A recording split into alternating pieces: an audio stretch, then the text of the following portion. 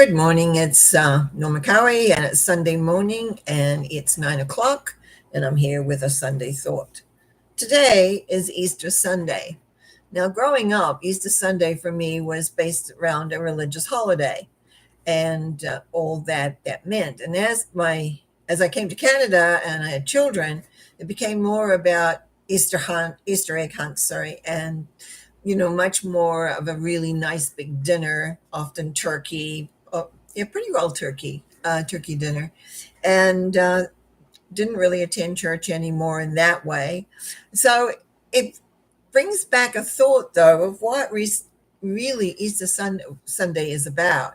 And most people know the story that it is to do with the death of Jesus the Christ, and that he was on a cross, and then he was buried in a cave. And when they went back 3 days later, nobody was there. And then he began to appear. Now, I'm a reincarnationalist, and I've done a lot of work around reincarnation and help people see their other lives and come to understand a great many things about how the soul works, how the soul goes on. And we have many lifetimes, sometimes not too many on the planet Earth, but we go on to other planets or other spaces, you might say. But at the same time, many of us have had, as I have had, many lifetimes here on the planet Earth. And this is an emotional planet. It's a very different planet from a lot of planets that are out there. But this particular time period, and it's based on, I believe, on where the planets are, was why Easter changes. That it's in late March is very unusual. It's more into April. But it's become people not so church minded or religious minded. So it's sort of just another holiday for many, many people. It does have significance. Now, I have visited Israel twice, and I have been to all the places that you would go and see. There isn't much that I haven't visited in Israel that has a religious concept, and there's a quality about that, the quality about being around. I've been where they say the crucifixion happened. I've been in Bethlehem. I've been in Nazareth. I've just about been everywhere. The Olive Grove, the walks, just a lot of different religious elements, and to feel and know how things felt in that time. And there is an air. You can almost feel things in the air because there's so much spiritual thought, spiritual awareness. And also, of the years that I went, was many years ago, people were coming from all over the world to pay homage one way or another, to go to Bethlehem, to go to up into Jerusalem and see the places there. I also saw many other religious sites, not only just from the Christian religion, but from the Muslim religion, etc., because it all is holy ground. When people meet together in an element of holiness, it is and does take on an effect of that. So, yes, right now it's very much not a quiet place in Israel. But at the same point, we people begin to look at many, many things. Now, one of the elements I used to talk about this quite often when Easter came around, because the more I was looking at the words that Jesus was supposed to have said as he was dying on the cross, it did not make sense to me. Now, it is quoted that he said, "Forgive them, Father, for they know not what they do." And yet, all his speaking was about claiming the element of the self. I believe that what he said is, "I forgive them, Father, for they know what them to do." And actually, it was from those words and looking at those words over the years and feeling what was right, what wasn't right around the timing period, is that self-forgiveness became a big part for me, because I began to realize if we did not forgive ourselves, if we did not forgive other people, then actually nothing really happens. The you might say that the emotional debt, the guilt, or whatever it is that you carry, carries on with you. Now, in my past life regression work, yes, I was around the time of Christ and all of that stuff that went along, and it doesn't matter who I was. But what matters was that I have memories of that time, and I went back and took a look. And I still stand very firm on my concept that the words were reported incorrectly. And they were reported incorrectly because most people at that point did not realize your ownership of who you are.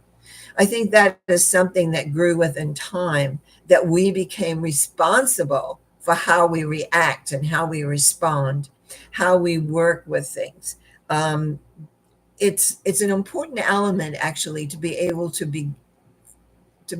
forgive. I'm stumbling over my words, and I apologize for that. I'm reaching for the appropriate words, and it's still fairly early Sunday morning. But the thing is that we need to be responsible for our actions, our thoughts, our decisions. And we also need to be able to be responsible to forgive ourselves for when we maybe screw up and maybe make an incorrect decision, maybe say words that we needn't to have said in the heat of a moment. We need to be responsible for all that. And I really think this whole element of the statement that was made on the cross, and you must remember that was Rome's way of dealing with people, was putting them on a cross. They usually broke their legs. Jesus did not have his legs broken. He had a spear in his side, if I remember right. But it's the same thing, is that there's been movies made, where they show rows and rows like of people attached to crosses. That was the way that they did away with people in that time period. So sometimes we forget the history of the moment of what's happened. And I'm a bit of a history buff. So I, studied up on a lot of different things that went on and moved through movies, through books, through becoming aware. Now, movies often exaggerate certain things, but they didn't exaggerate the amount of people the Romans put up on crosses and basically made it sure that's the way they died.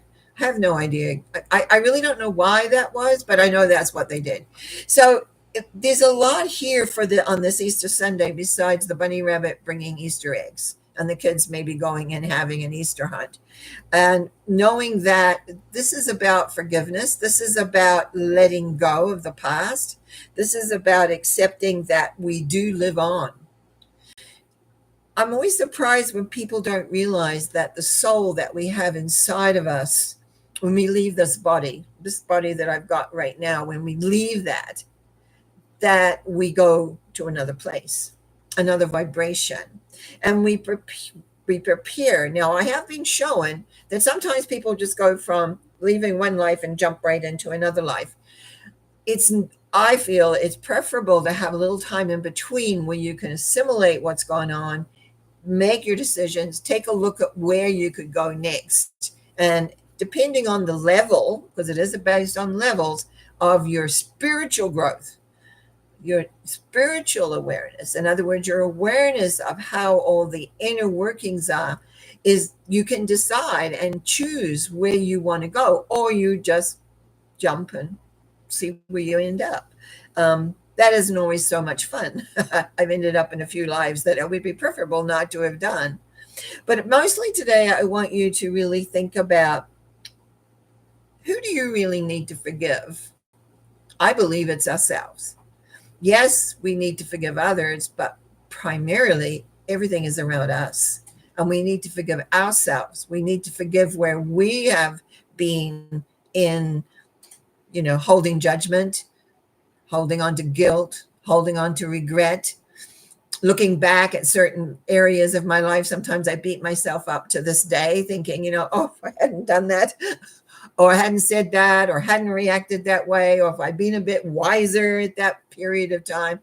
But we're not those things. We do the things that we do based on where we're at that moment. And it's only in retrospect we look back and see things from a different perspective.